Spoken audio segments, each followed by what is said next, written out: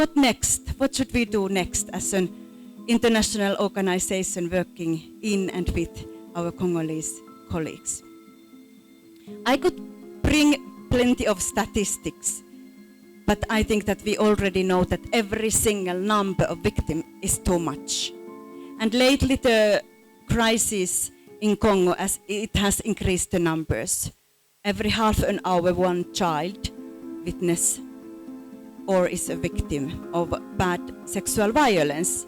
50 women every hour, and so on and so on. But we are not here to speak about the numbers. We are here to speak about people behind numbers and what to do. It's a global issue. It's not only here in our neighborhood. It's in Europe. It's everywhere where the conflict is happening. And I really like the reminder during the morning hours that actually, what do we do with our diaspora friends, those people who are actually in Finland as well? Do we know how to help them? And I'm reflecting back to my career in healthcare in Finland, like, do we really understand? And I could say, no, we don't. We need your help. We need your advices. We need your guidance to heal this wound that is actually across the globe. It's everywhere. So let's put our hands together. It's unseen, underreported. It's silenced and so strongly stigmatized. And there are so huge gaps in services and awareness. And I would like to bring a reminder also when it comes to persons with disabilities and sexual violence. We also know that these people are in a higher risk, but also violence, it increased disability. So let's remember that we don't leave anybody behind. We invite everybody in, and we make sure that the services are for everyone to access. Not only to access as a physical way, but also from our heart and our understanding level. But let me go back to our work. Let me reflect a bit our journey and our story. As said, we work in Kivu area, Tanganyika area. We work in a grassroots level, if I could put it so. We strongly do awareness for the community members, and that's, I think that it should start kind of like to raise the awareness and understanding that these issues are real, and these are something that we should speak about. We should kind of like decrease the stigma and shame around it. So we also work with schools, as said, and with the schools we are doing peace building programs. And during the morning hours, I was also really kind of like hooked with the idea that actually there cannot be sustainable development, there cannot be peace if we don't touch strongly these issues and if we don't provide proper healing and reconciliation for those who are victims of the violence, conflict-related violence. We already understand the chain. If there is a male who has faced this issue, the effects are wide to the family. Also, we discussed about the secondary trauma. Maybe we can even use the word collective trauma when it comes to community. It's not individual issue, it's a community issue, and it breaks the balance, it breaks the cohesion, it breaks the peace. So that's why we need to invite every actor in.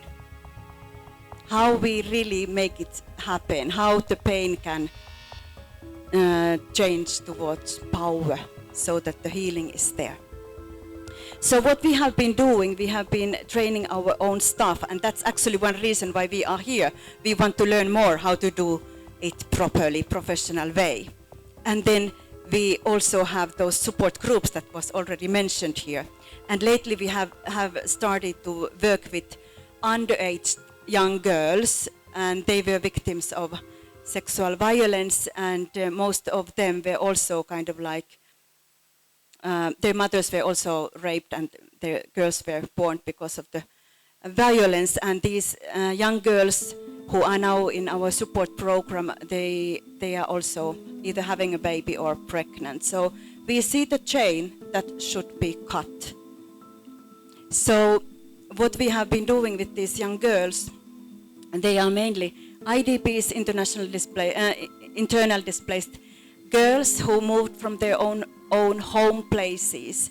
And I can reflect to Mama Rose, like the identity history where I am from what is my community? Can I ever go back? And often it happens that the community is not inviting them back, or the shame is so huge. We all know this. So how can we help them? What is the bridge that should be built? And these young girls, they formed groups and they named their groups. And one group was called Umoja ni Nguvu. Together we are strong. So if we talk about resilience, we need each other to build the resilience. It doesn't happen just on my own, but I need you to help me to build a better resilience. So these girls really grabbed the idea, we need each others. And the feedback what they gave was that, wow, after this process, after this group, I understand that actually I still have value. I'm still alive. I have others together with me. I'm not alone. And actually one really touching comment as a mother was that those young girls who were having a baby or they were pregnant, they were saying that this group has helped me to love my own child. And I think that this is also one secret when we are speaking about the secondary trauma. What is the transfer to next generation? How we help these survivors to cope, to love, to build the resilience, to build a better future. And it's easy me to speak here. It's a long, painful journey, but it never should be done alone. So we need others to support. So as I said, we work closely with partners, local partners, and we strongly believe that that's one of the key, because local partners such as churches, which we are working together, are those gatekeepers. So we really believe that they should be included in this kind of work, so that the shame and stigma could be less. We do advocacy together with them, and that's also one strong aspect that I would raise here. Lately we also started to work with police hospital, meaning that police force is there learning together with us how to do the support work for survivors. And actually the idea of working together with them for male survivors came from the police officer who is also leading the hospital, because he said that they actually don't know yet what to do, but the need is huge. So let us learn from you as well, dear audience. One aspect also that I would like to mention is work welfare for our own staff.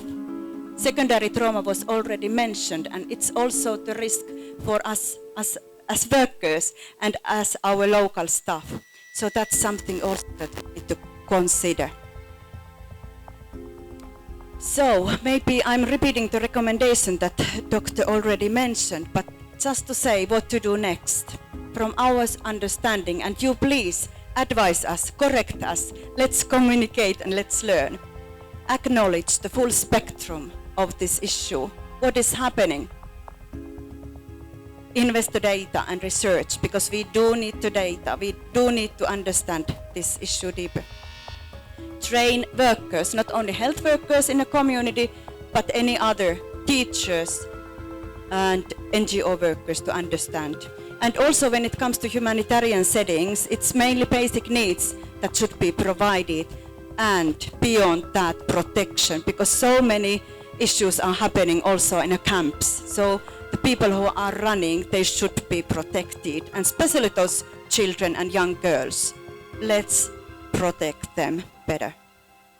So create male and female sensitive support services. Engage faith and community leaders in. We need everybody. And also foster this kind of south-to-south learning, and let's work together for justice, for healing, and for, can I even say, for better future. We need to keep this hope.